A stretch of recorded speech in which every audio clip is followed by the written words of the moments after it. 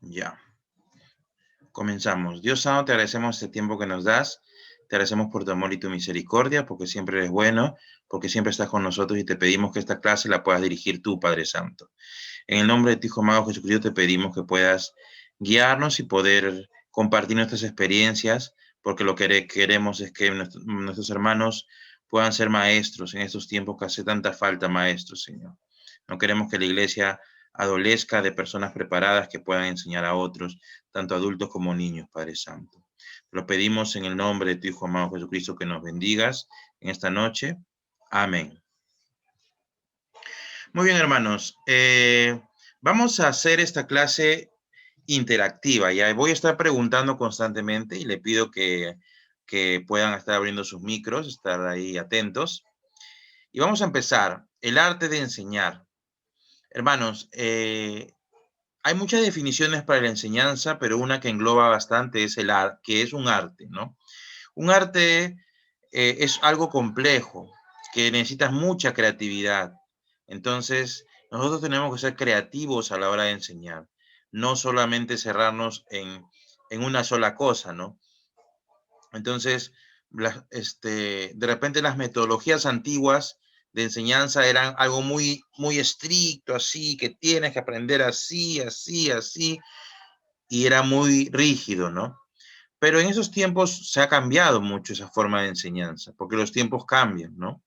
Entonces, vamos a hablar acerca del arte de enseñar. Y lo primero que vamos a ver es, ¿qué es enseñar? ¿Ya? Hermano Julio, para usted, ¿qué es enseñar?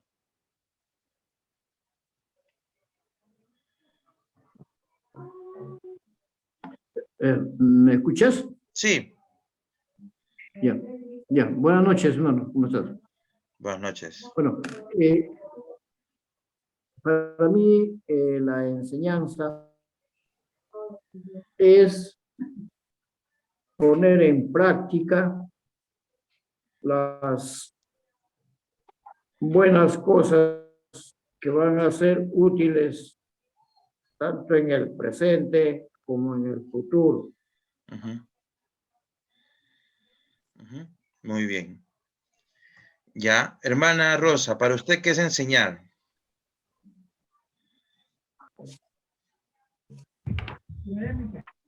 Enseñar.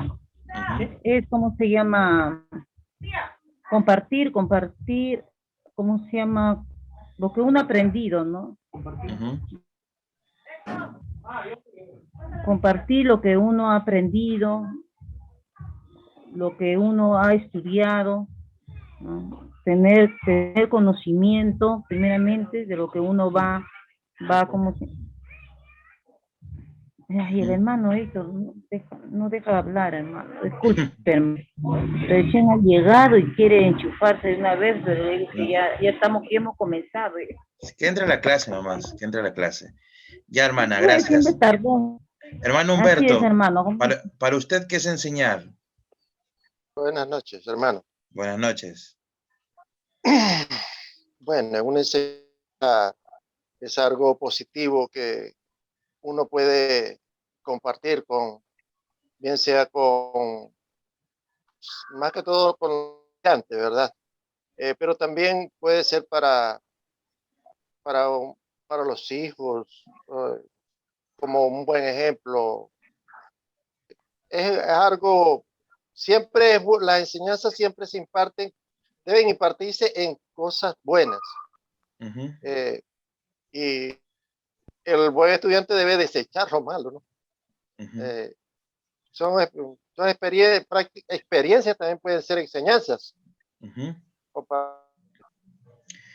Muy bien. De lo que ustedes han compartido, cada uno tiene una idea de lo que es enseñar, ¿no? Y la enseñanza, en primer lugar, es un proceso, ¿no? Es un proceso en el que nosotros vamos a transmitir ya diversos tipos de conocimientos, ¿no? Diversos tipos de conocimientos, puede ser conocimientos teóricos, conocimientos prácticos, experiencias, pero la enseñanza tiene que ver con transmitir a una persona, es un proceso en que tú transmites información, vivencias a otras personas, ¿no? Con el fin de que esa persona lo ponga en práctica, ¿no? Que le sirva para su vida. El objetivo de la enseñanza es que esta información sea útil a la otra persona, ¿no? Entonces, el proceso de enseñanza tiene que ver con eso, ¿no? Nosotros no enseñamos para que no lo pongan en práctica, ¿no? Yo no estoy acá solamente para que ustedes me escuchen. Yo quisiera que ustedes algún día sean maestros todos, ¿no? En diferentes momentos, lugares, pero que sean todos maestros y que aprendan lo más que puedan, transmitir lo más que puedan, lo más que pueda, que haya aprendido. Quiero transmitir lo más que yo pueda, ¿no? Entonces, eso es la enseñanza. Ahora, ¿qué es el aprendizaje? A ver, hermano Julio, comenzamos por usted de nuevo. ¿Qué es el aprendizaje?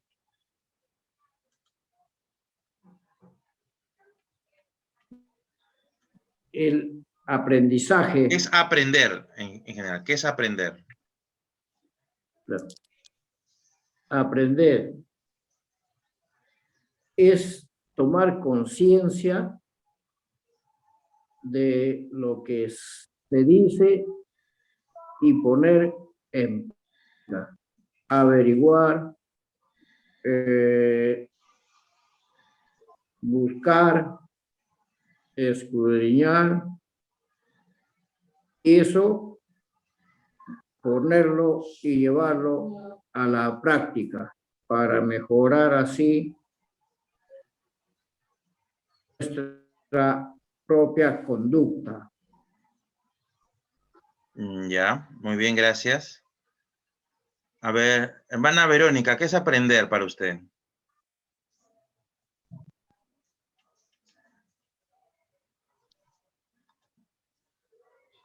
Buenas noches. Bueno, se habló de enseñanza, ahora va el aprendizaje, es la otra parte. El que enseña es el que da el conocimiento y el aprendizaje es quien recibe ese conocimiento y lo va procesando, ¿no? Adquirir conocimiento. Ok. Gracias. Hermano, a ver, hermano Humberto, ¿para usted qué es aprender? Aprender es yo, por decirle algo, si estoy en esta clase, vengo es a absorber lo máximo que pueda, como para tener una buena, tener a lo mejor para también impartirlo más adelante, o sea, absorber todo lo máximo Muy para bien. impartirlo. Algo que coincidimos, ¿no? Que el aprender tiene que ver con interiorizar, ¿no? No solo basta con transmitir un conocimiento del maestro, sino que el alumno lo interiorice y lo pueda poner en práctica, ¿no? Hay cosas que de repente no se pueden poner en práctica, pero te queda en tu mente, ¿no? En tu corazón hay cosas importantes, ¿no? Hay cosas que hemos aprendido a través del tiempo que están siempre presentes, ¿no? Entonces, el aprender tiene que ver con interiorizar. Y nuestro objetivo como maestros es eso, ¿no?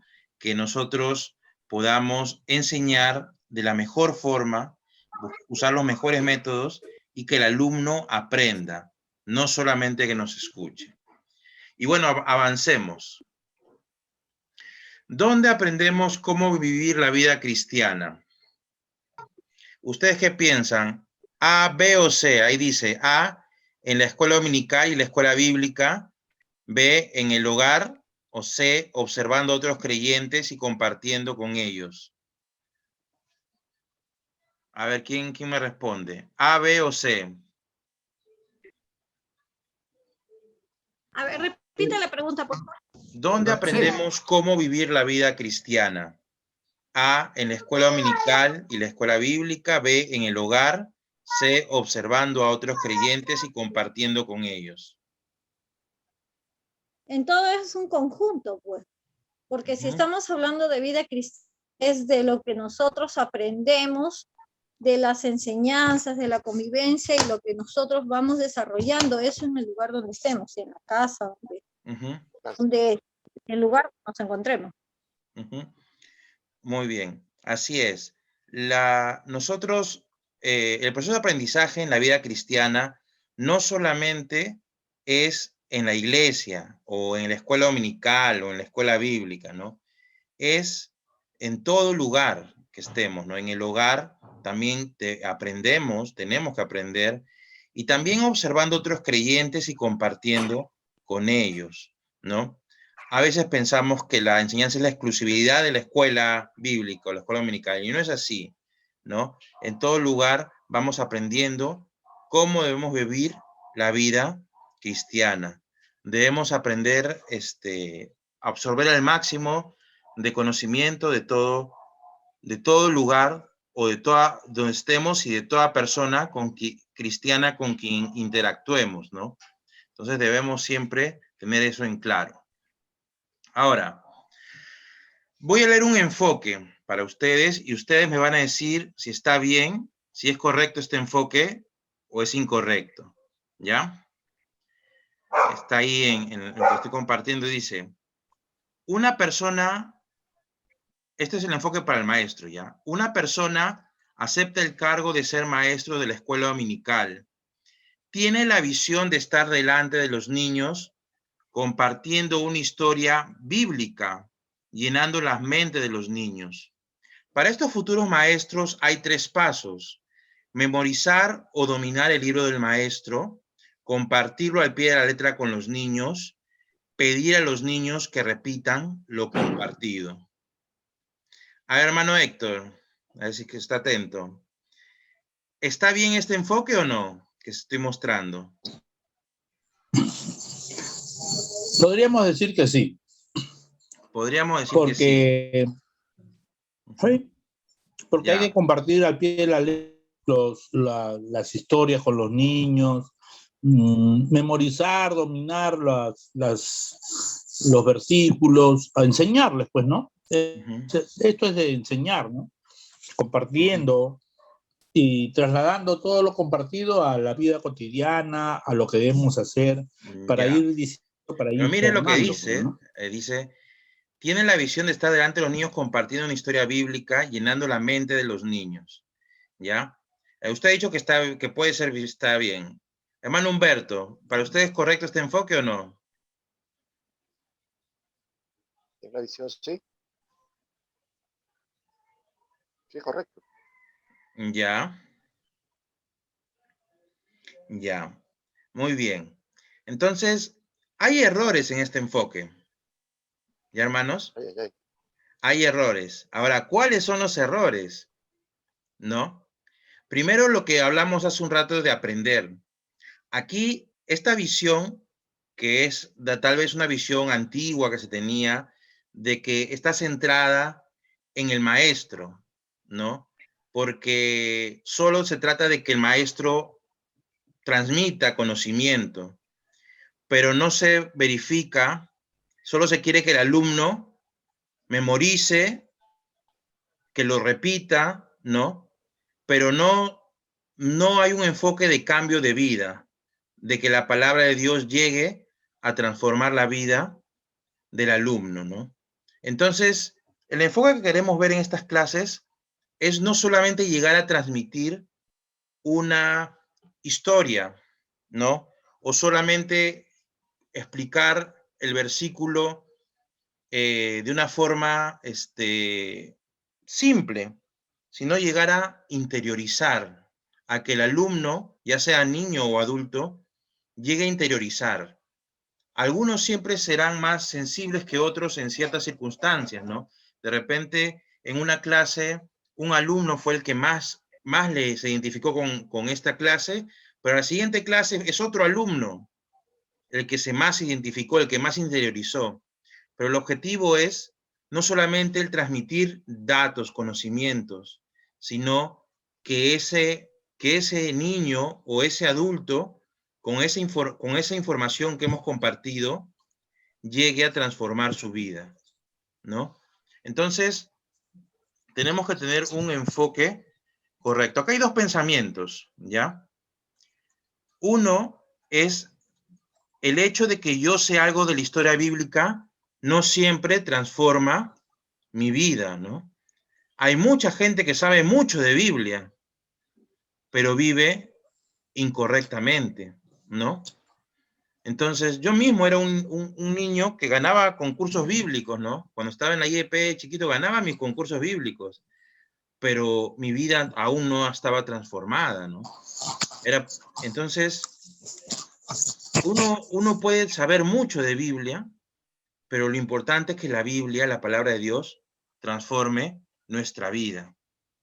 También hay otra frase que dice, hay niños que memorizan muchos versículos de la Biblia, pero no tienen vidas cambiadas, ¿no?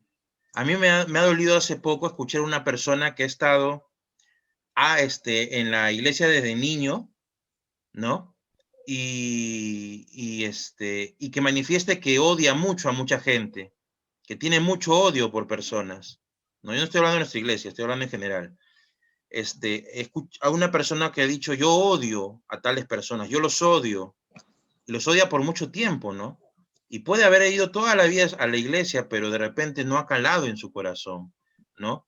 No ha calado el perdón en su corazón o no ha podido ponerlo en práctica, ¿no? Entonces, lo importante y lo que queremos, hermanos, es que los alumnos pongan en práctica lo que se está enseñando. Ese es nuestro objetivo.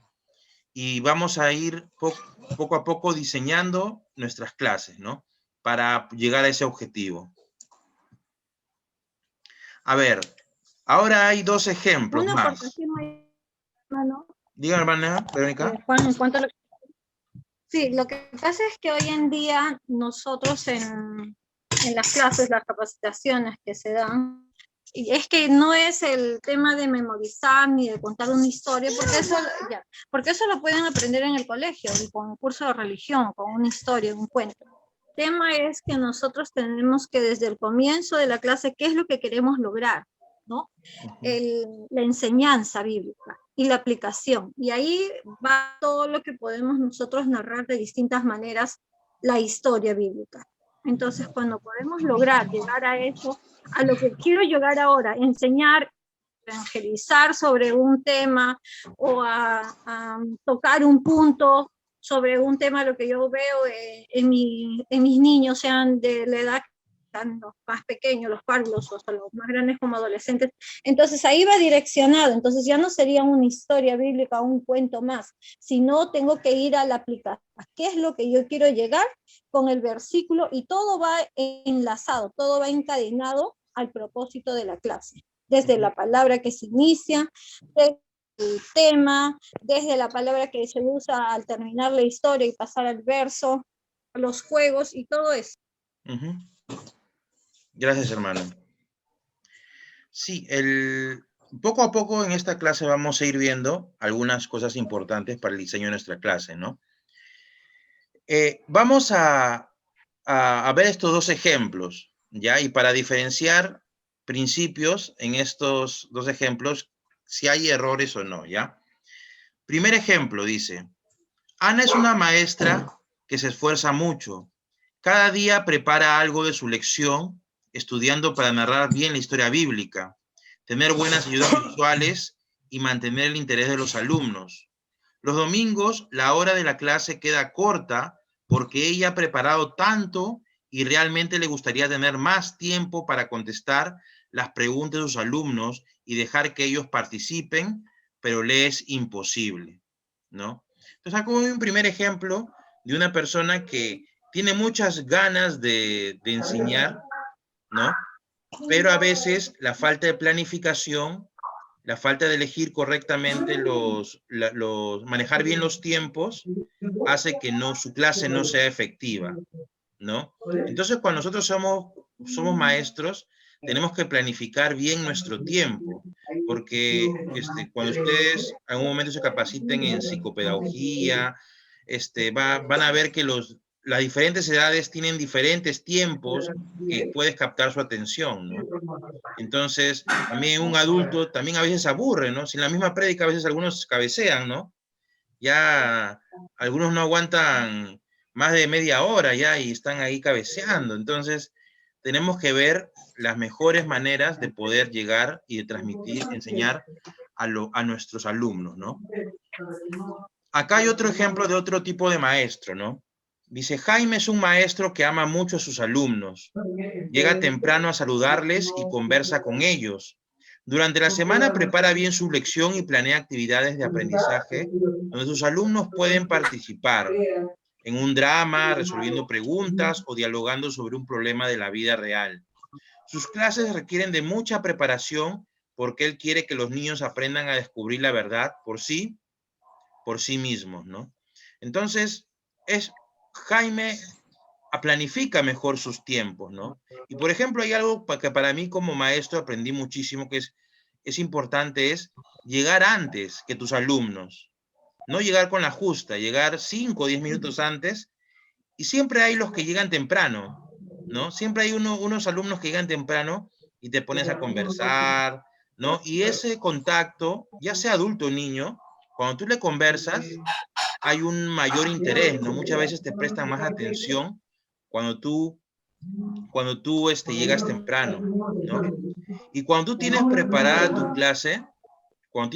tu clase, aprovechas al máximo los tiempos, ¿no? No estás a última hora, oye, no encuentro, me olvidé, hermano, vaya a comprarme tal cosa, tal premio para dar a los alumnos, hermano, me olvidé tal cosa, tenía que hacer esto, hermano, un ratito cuida a los alumnos, voy a sacar esto, voy a sacar copia, hermanos, a última hora, las personas que están, los alumnos que ya sean niños o adultos, se dan cuenta cuando uno no se prepara bien, ¿no?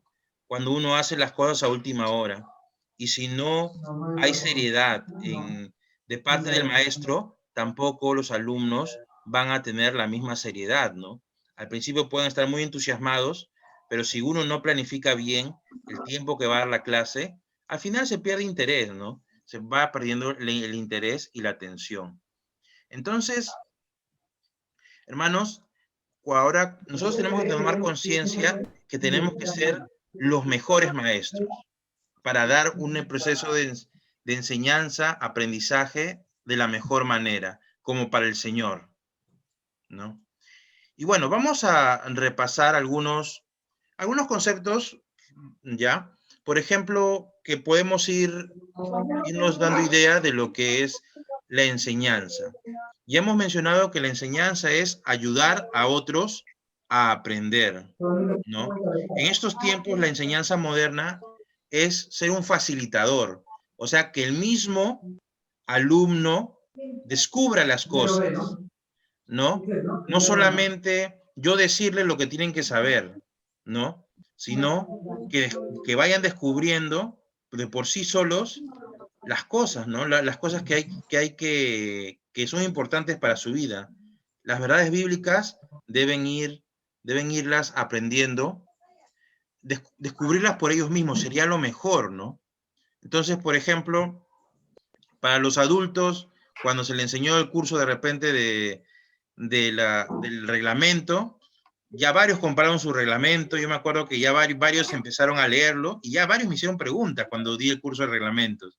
Entonces, por sí mismos, uno va descubriendo, ¿no? A los niños igual, no solo tenemos que decirle, ya, repite esto, sino tiene que ir descubriendo las verdades que hay en la palabra de Dios. Enseñar es guiar, hermano, ¿ya? Enseñar es guiar. Hermano Humberto, ¿usted cómo guía a sus nietas ahora último, que está con la mayor experiencia con sus nietas?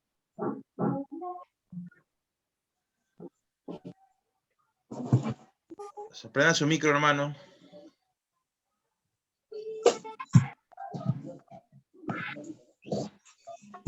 ¿Cómo les enseño? Uno siempre de la mejor manera, dándoles consejos. Ellas preguntan demasiado, pero los niños preguntan muchas cosas. A veces tiene que hacerlo con ellas, ¿no? Las cosas con ellas para que sepan hacerlo, ¿no? Claro. Me gusta mucho de jugar. Más que todo cuando yo estoy con ellas y se ponen a jugar conmigo de todo. Claro. Por ejemplo, para mí, yo me acuerdo que cuando fui maestro por primera vez, lo primero que me llama la atención es ¿por qué llegué tarde?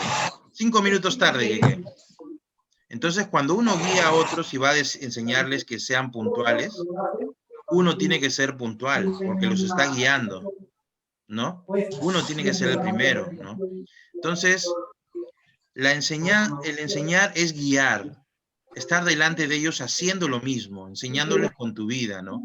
Si vamos a enseñar acerca del perdón, nosotros estamos con rencores, no estamos guiando realmente, ¿no?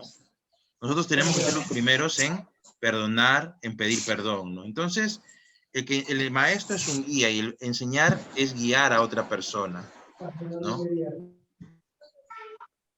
Enseñar es cultivar, hermanos. Tengamos claro algo, ¿no? Hermano Julio, por ejemplo, si usted planta ahora un árbol, quiere plantar un árbol, ¿cuándo lo va a ver ese árbol grande? ¿En un mes?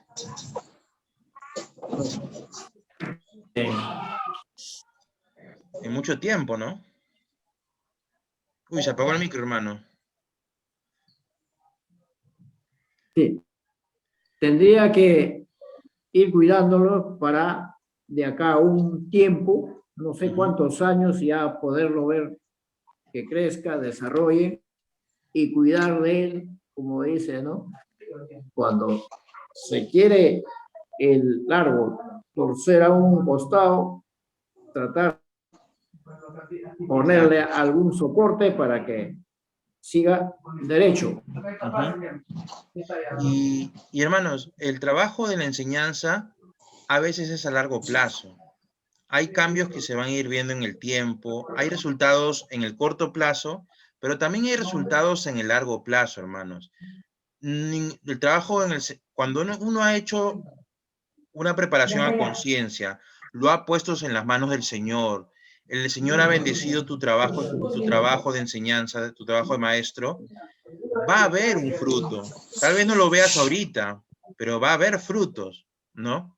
Y ahorita me gozo que, hermanos, por ejemplo, que algunos de los jóvenes que me tocó alguna vez ser director de jóvenes, hay algunos que me sacaron canas, ¿no? Algunas canas que tengo se las debo a ellos. Pero ahora veo que algunos son, ya son pastores, algunos son músicos en otro país, ¿no? Tengo 2 hermanos que son músicos y tocan en una iglesia grande que hasta graban producciones, todo uno es tecladista, uno es baterista. Y hermanos, me gozo, ¿no? Me gozo que incluso, por ejemplo, hay algunos que se han apartado, pero siempre me están hablando, y Juan, ¿cómo es esto? ¿No? Hablamos de Dios, siempre les estoy diciendo que vuelvan al camino del Señor, ¿no? Pero el trabajo no ha sido en vano. El trabajo no ha sido en vano. Entonces, hermanos, la enseñanza te da ese gozo, ¿no? No eres exclusivamente tú el mejor maestro, porque hay muchos maestros que han aportado, pero tú has puesto tu granito de arena, ¿no? Entonces, hermanos, enseñar es cultivar.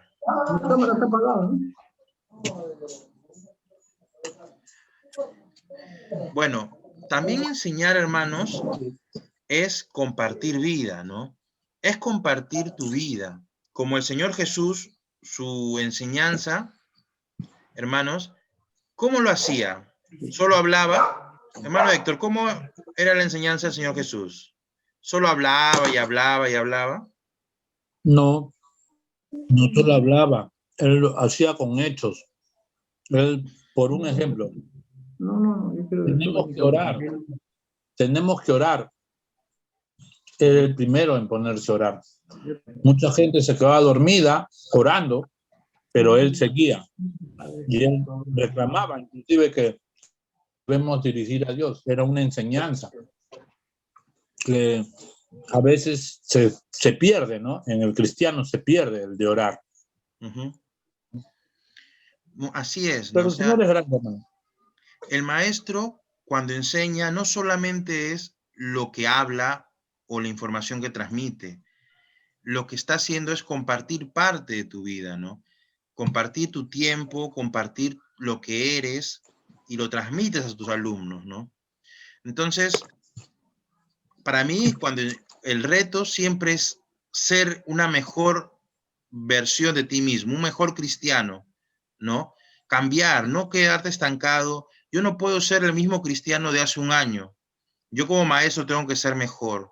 Si voy a enseñar algo, tengo que poner en práctica todo lo que enseño.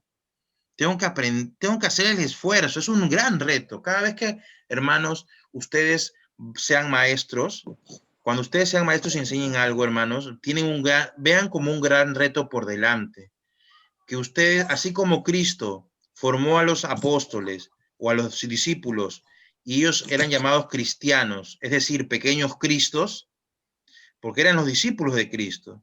Entonces nosotros cuando tengamos alumnos, les enseñaremos y compartiremos parte de nuestra vida, nos reproduciremos en los demás, ¿no?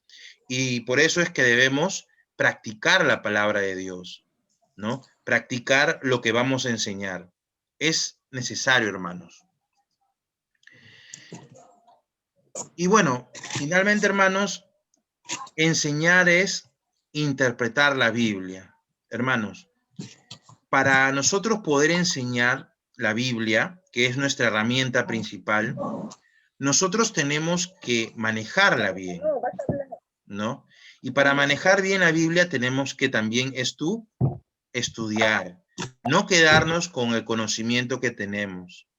Yo los reto a cada uno de ustedes, hermanos, a cada uno de ustedes, los que están acá. Por ejemplo, ¿por qué no son ministros maestros en la Iglesia Evangélica Peruana? Que es un cargo, un rango que da la Iglesia, un título, un reconocimiento a los que son maestros, que se han dedicado su vida a la enseñanza y que tienen una preparación, ¿no? Entonces yo digo, ¿por qué no es el reto de cada uno de nosotros ser ministros maestros? ¿No? No para el reconocimiento, sino porque al tener esa meta va a implicar que yo me prepare y sea mejor para el Señor, que el Señor me utilice de mejores maneras, ¿no? Entonces, pero para eso tenemos que aprender más sobre la palabra de Dios, ser estudiosos, no quedarnos con lo que ya sabemos, ¿no? A mí me gustaría que toda la iglesia esté estudiando más, ¿no? Los libros de ETE que el pastor está enseñando que son muy buenos, ¿no? Otros cursos más, podamos estudiar estas capacitaciones, otras capacitaciones, que podamos hermanos, ser aprendices para poder enseñar, ¿no? Entonces, hermanos, aprendamos a manejar la Biblia. Y no es necesario ser un seminarista para enseñar la Biblia, hermanos. No lo tomen de excusa tampoco, es lo que digo. Por ejemplo, en la iglesia de la Séptima había un anciano, hay un anciano todavía, el hermano Antón. Yo estuvo conmigo de anciano en el consistorio, y es por eso que lo conocí allá en la Séptima, en San Martín. Y el hermano no era un estudioso de la Biblia, era alguien que no tenía muchos años.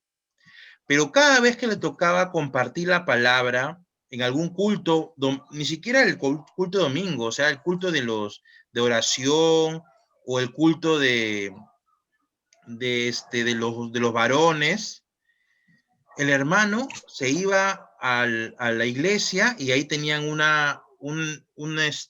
comentario bíblico, y el hermano con qué ganas se preparaba, con qué así dedicaba su tiempo a preparar el mensaje, aunque sea un mensaje de 10 minutos o 15 minutos. Yo me decía, wow, el hermano, ¿no? Y el hermano me triplicaba la edad, me triplicaba la edad, ¿no? En ese momento, ¿no? Pero hermanos, con qué ganas el hermano se preparaba, ¿no?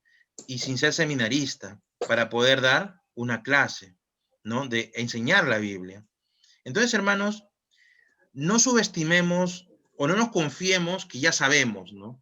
Siempre estemos preparándonos, porque nosotros tenemos que interpretar la palabra de Dios, enseñar lo que la palabra de Dios dice, acercar la palabra de Dios a los alumnos, ¿no? Que los alumnos también entiendan el mensaje.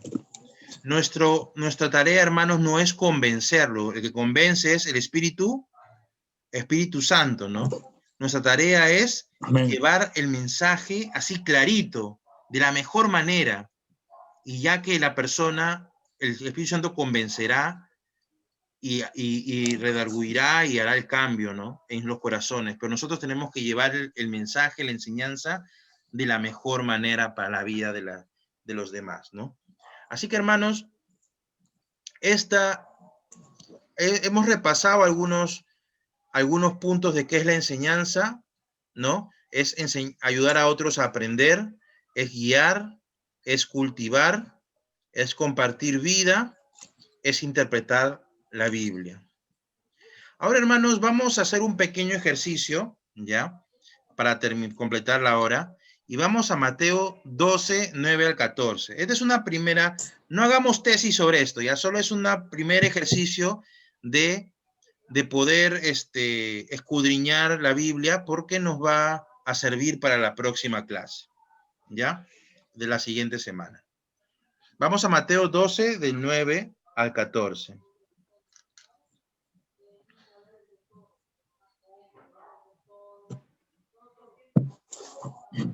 Amén. Ya, ¿quién lo lee? A ver, léalo alguno de ustedes.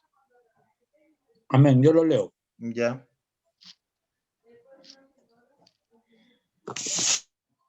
Pasando de allí, vino a la sinagoga de ellos. Y he aquí había ahí uno que tenía seca y preguntaron a Jesús para poder acusarle: ¿Es lícito sanar en el día de reposo? Él les dijo: ¿qué hombre habrá de vosotros que tenga una oveja, y si esta oveja cayere en un hoyo en día de reposo, no le eche mano y le levante? Pues cuanto más vale un hombre que una oveja. Por consiguiente, ¿es lícito hacerle bien en los días de reposo? Entonces dijo aquel hombre: extiende tu mano, y él extendió, y le fue restaurada sana como la otra. Y salidos los fariseos tuvieron consejo para destruirle.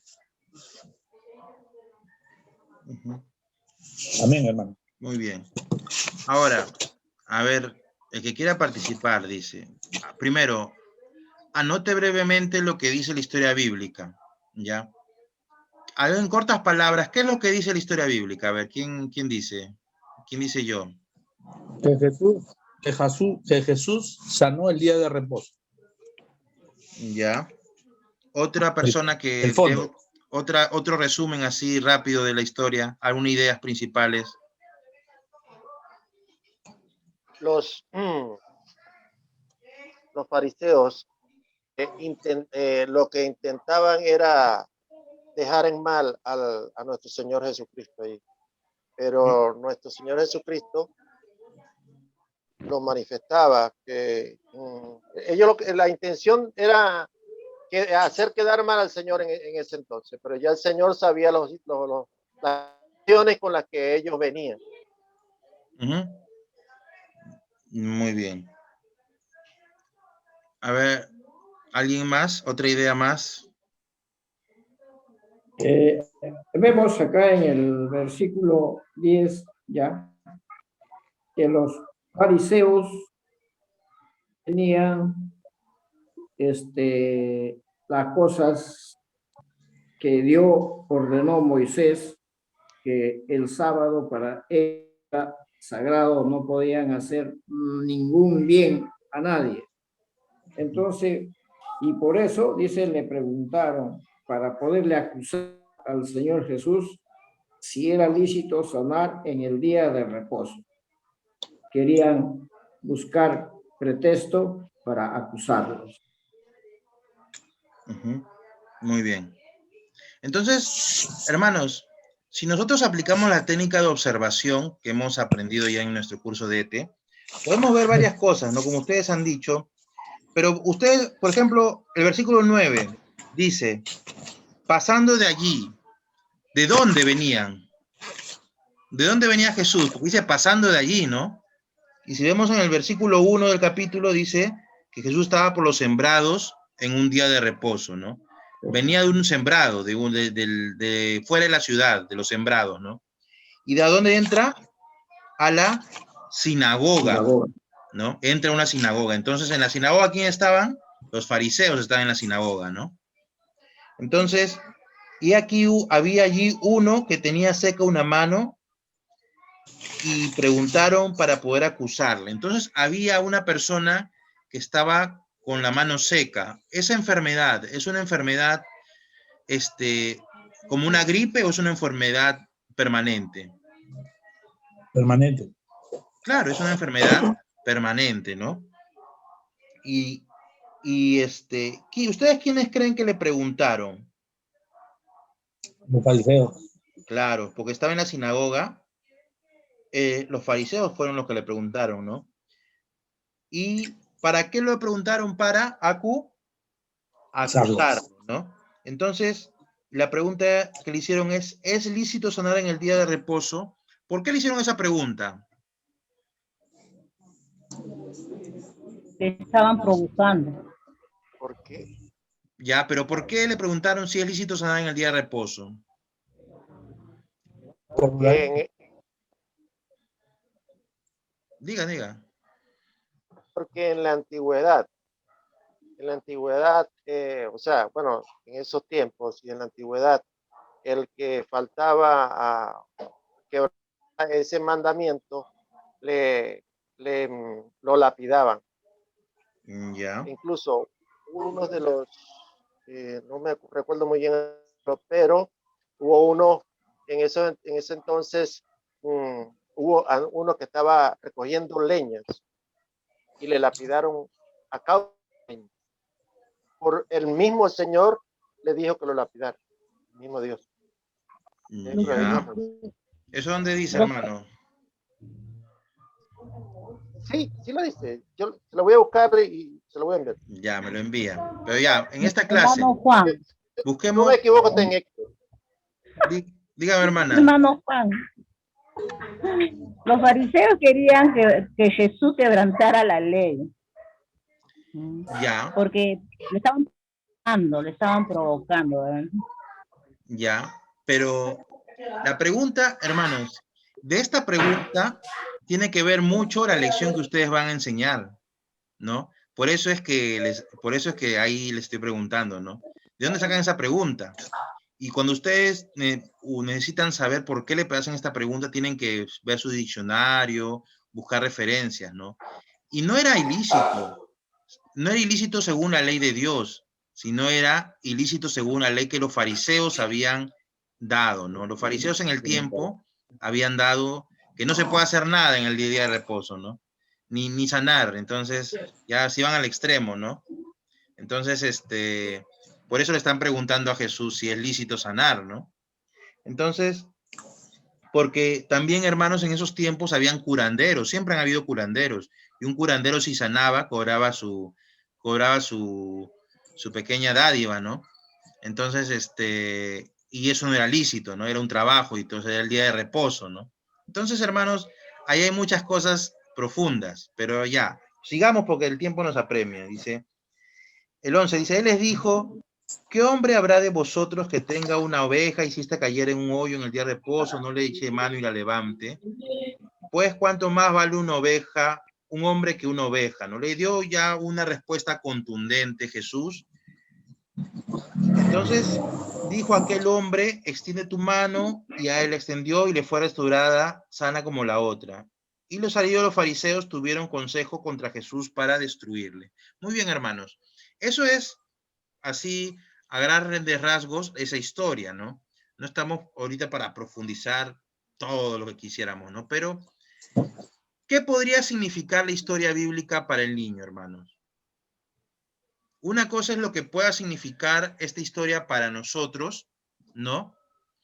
Y otra, tenemos que anotar qué significa esta historia para nosotros, pero aparte tenemos que ver qué significa esta historia para el niño o el adulto. En este caso estoy preguntando para el niño, ¿no? ¿Qué podría significar esta historia para un niño?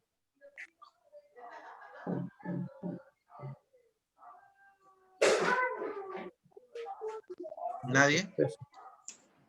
¿Cuál? La historia del hombre de la mano seca, muchas cosas, hermano, depende del enfoque que quiera dar. A ver, Podemos dígame ver uno, ahí hermana. el poder de sanidad del Señor, que el Señor no está rompiendo las tradiciones, ¿no? Porque ellos no hacían nada aparentemente en el día de reposo por seguir las tradiciones, salvar una vida. Entonces hay muchos enfoques, depende de lo que uno quiera decir, se pueden sacar varias cosas de eso. Así es. Entonces, a lo que quiero llegar, hermanos, es a eso. Una misma historia no puede tener muchas enseñanzas, no solo una, ¿no? Entonces, nosotros para eso tenemos que trazar el propósito de la clase, ¿no? ¿Cuáles son los propósitos? ¿Qué le quiere enseñar en esta vez a los niños? La próxima semana vamos a hablar acerca de propósitos, ¿no? Pero lo que quería ver con esta historia es que un mismo versículo yo le puedo enseñar al niño acerca de los milagros, ¿no? Con esta enseñanza. Le puedo enseñar sobre el día de reposo, ¿no? En esta enseñanza. El día domingo, ¿no? Que el día del Señor. Le puedo enseñar acerca de cómo hay personas que te quieren hacer caer, hay personas malas que te pueden querer engañar, hacer pasar vergüenza, ¿no? Entonces, nosotros tenemos que tener claro algo, hermanos. Cuando nosotros vamos a ser maestros, tenemos que elegir la enseñanza que el Señor ponga en nuestro corazón, ¿no? Entonces, uno tiene que ver con el propósito de la lección, ¿no? O sea, si todas las lecciones fueran estoy hablando acerca de milagros, este versículo lo orientaría a los milagros, ¿no? Si tuviera una clase de milagros, por ejemplo, ¿no? Entonces, nosotros como maestros tenemos que elegir la enseñanza que el Señor ponga para esa clase, ¿no? Y tenemos que tener para eso tenemos que aprender a ser observadores, ¿no? Analizar el versículo. Entonces, todo lo que hemos aprendido en ETE nos va a servir acá. La técnica de observación es muy importante. Desmenuzar el versículo es muy importante, ¿no? Preguntarse por qué esto, por qué aquello, por qué Jesús hizo esto, ¿no? ¿Quiénes le preguntaron? Los fariseos, ¿no? Pero eso, recién sabemos los fariseos que en el versículo 14, ¿no? Pero ya hubiéramos sabido los fariseos porque el versículo 9 hablaba de sinagoga, ¿no? Entonces, esa forma, hermanos, de observar tenemos que agudizarla, y eso tiene que ver con la práctica, ¿no? Con la práctica, hermanos, de la palabra de Dios, ¿no? Hermanos, y no solamente tenemos que llegar a eso, sino cómo los alumnos van a poner en práctica esa enseñanza, ¿no? Nuestra meta como maestro va a ser que esos alumnos pongan en práctica la enseñanza que hemos aprendido, ¿no? Entonces, hermanos, estamos comenzando nuestra preparación de la clase. Ya con este pequeño ejercicio estamos comenzando la preparación de la clase. Y hermanos, si alguno de ustedes quiere hacer un ejercicio para esta clase, me gustaría que lo hagan, que analicen Mateo 5 del 1 al 16. ¿Ya? Para una semana tienen, hermanos, y me lo envían o por WhatsApp si quieren. Mateo 5 del 1 al 16. Quiero ver su capacidad de análisis. No, disculpe, repítalo, por favor. Mateo 5 del 1 al 16. ¿Ya? Para que puedan desmenuzar ¿Qué vamos a sacar de acá? ¿Qué tema? Cualquiera. Sí, cualquiera, de los versículos, las enseñanzas. Primero, yo les voy a mandar, voy a crear un grupo por WhatsApp, les voy a mandar estas preguntas, estas 4 preguntas, y ustedes me mandan y me envían hasta el próximo martes su análisis de Mateo 5, ¿ya? De son las bienaventuranzas, hasta el 1 hasta el 16, ¿no? Y para ver, ¿no? Su análisis, despláyense, ahí sí pueden ustedes escribir todo lo que quieran, si quieren una tesis sobre eso, pero sobre Mateo 5, el 1 al 16. Ya, hermanos, ahora les voy a enviar por WhatsApp, y para la próxima semana ya les voy a enviar el material en físico, hermanos, me avisan por el WhatsApp quienes quieren material en físico, porque no tengo digital el material, me va a tomar mucho escanearlo. Así que voy a sacar copia para los que quieran. ¿Ya, hermanos? Entonces, hermanos, con esto terminamos esta lección. La próxima semana vemos propósitos, ¿ya? Cómo escribir nuestros Hermano, propósitos para la clase. Dígame. hermano, tome nota del texto. Lapidación de un violador en el día de reposo. Muy bien. Números 15, 32 al 36. Muchas gracias a cada uno de ustedes, hermanos. Tengo que terminar la clase a la hora acordada. Dios bendiga a cada uno de ustedes. En esta semana nos estamos viendo el día jueves en la oración, hermanos. Gracias por su tiempo. Dios los bendiga. Nos vemos.